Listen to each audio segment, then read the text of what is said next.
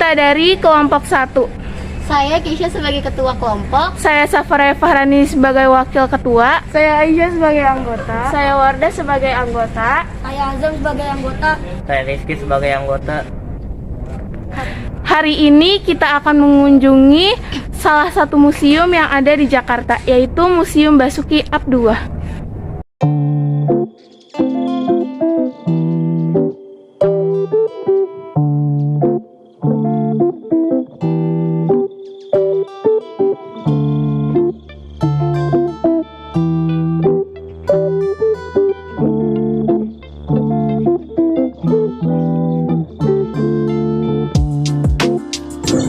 Nah, ini adalah proses pembelian tiket masuk untuk ke Museum Basuki Abdullah. Harga tiket masuknya sekitar seharga Rp2.000.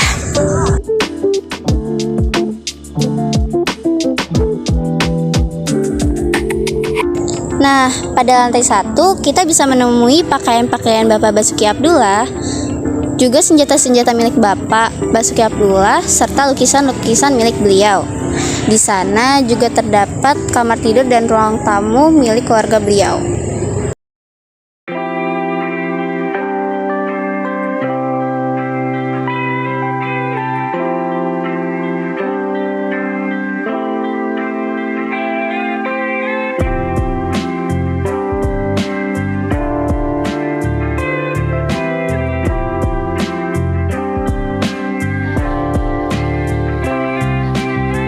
Perjalanan hidup Basuki Abdullah. Pada 1915, Basuki Abdullah lahir di Solo pada tanggal 27 Januari dari pasangan R. Abdullah dan Raden Nganteng Ngadisa. Pada 1925 menghabiskan masa kecil di Solo dan menamatkan pendidikan sekolah di HIS Katolik. Pertama kali melukis potret saat usia 10 tahun dengan judul Mahatma Gandhi dengan media pensil atas kertas. Pada 1930 menamatkan pendidikan mula Katolik di Solo.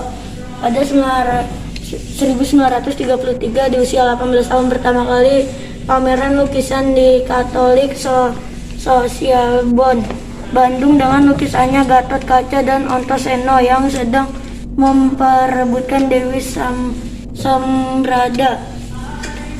Pameran Exhibition Yarbeus Bandung. Pada 1935 mendapatkan beasiswa bersekolah di Koninklijke Akademi van Beeldende Kunsten Den Haag Belanda dan menyelesaikan masa studi 1935 sampai 1937 dan melanjutkan pendidikan seni di Academy of Fine Arts di Paris dan Roma.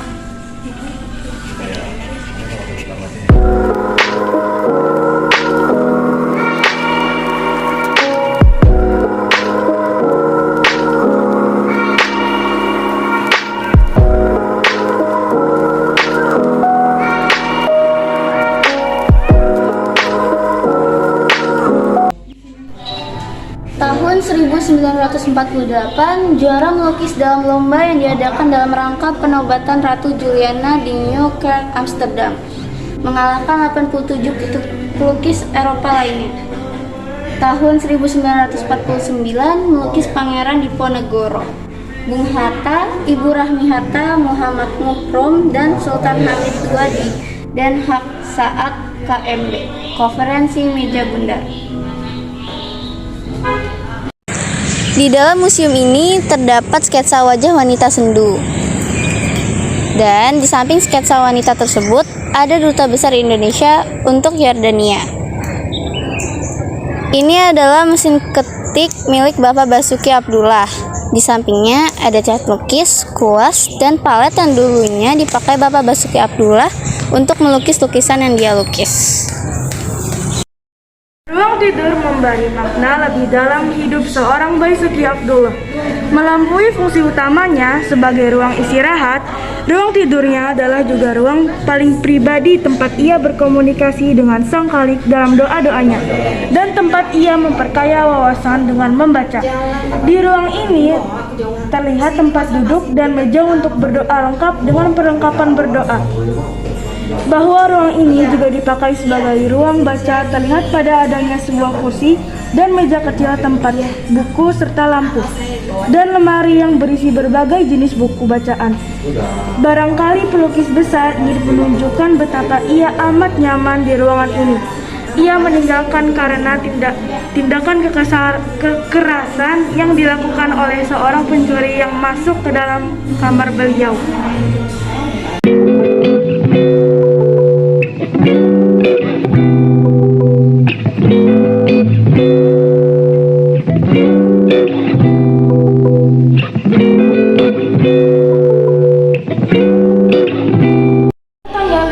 November 1993, Basuki Abdullah ditemukan tewas di kediamannya di Bilangan, Cilandak, Jakarta Selatan. Ia dibunuh oleh perampok yang menyantuni rumahnya. Perampokan tersebut didalami oleh Wahyudi, mantan tukang kebunnya. Ini adalah senjata yang digunakan oleh tukang kebunnya untuk membunuh Bapak Basuki Abdullah. Dan ini ada beberapa koleksi arloji Bapak Basuki Abdullah.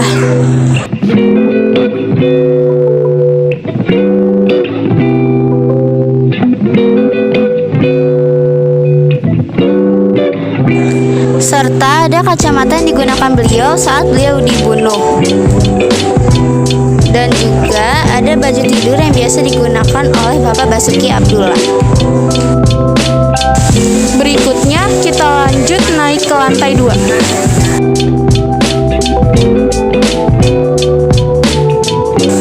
Di lantai 2 terdapat banyak sekali lukisan-lukisan hasil buatan Bapak Basuki Abdullah dan juga ada beberapa pakaian adat milik beliau.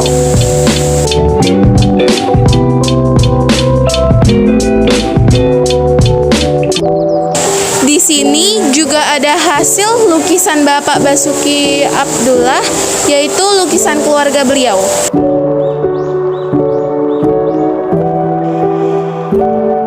Keindahan.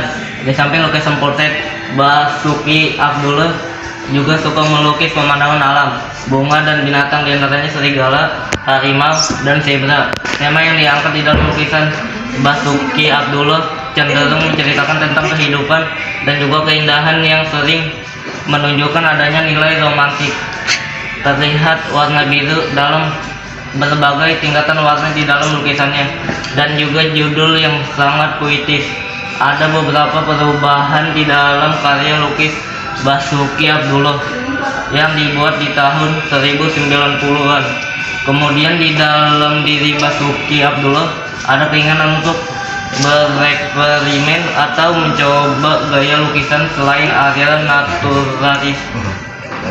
Hal ini terlihat pada lukisan yang dibuat dengan kecenderungan impresionisme, seperti pada karya yang berjudul Topeng sebagai Sandiwara Kehidupan. Ini ada contoh-contoh hasil lukisan yang sudah dilukis oleh Bapak Basuki Abdullah.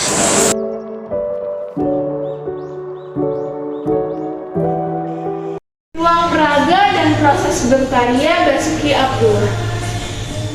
Menurut Nataya, Basuki Abdullah tidak pernah melukis di bawah sorak lampu. Ia harus melukis di bawah sinar matahari. Kalau inspirasinya muncul, misalnya malam hari, dia membuat sketsa. Biasanya ia tidur pukul 20.00, bangun pukul 22.00. Ia bisa duduk berjam-jam hingga pukul 2 pagi. Proses kreatif yang dijalani adalah membuat sketsa dan melakukan pengamatan langsung di lapangan. Ia termasuk pelukis yang tidak serta-merta mengandalkan imajinasi dan fantasi dalam melukis. Selain melukis, kegemaran lainnya adalah bermain musik, dan tentu saja menari adalah bagian dari diri Basuki yang tak bisa Keluarga Abdullah. Pelukis Basuki Abdullah terlahir dari keluarga seniman dan pejuang karena kakeknya adalah seorang tokoh pergerakan nasional Indonesia, Dr. Muhyiddin Sudirohusodo.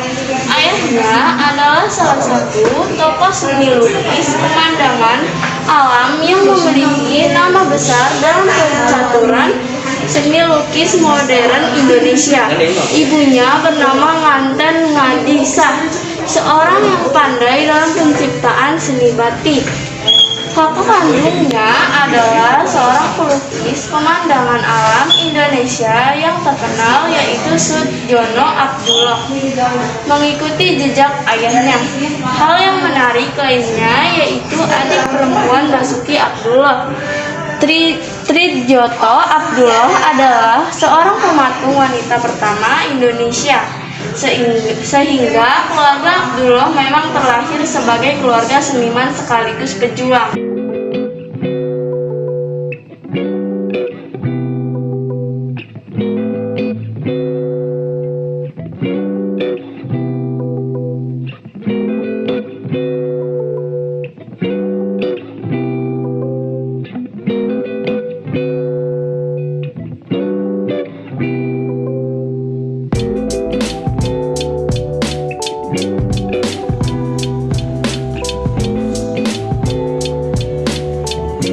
Demikianlah hasil vlog kami kelompok 1 di dalam Museum Basuki Abdullah Jakarta. Terima kasih. Wassalamualaikum.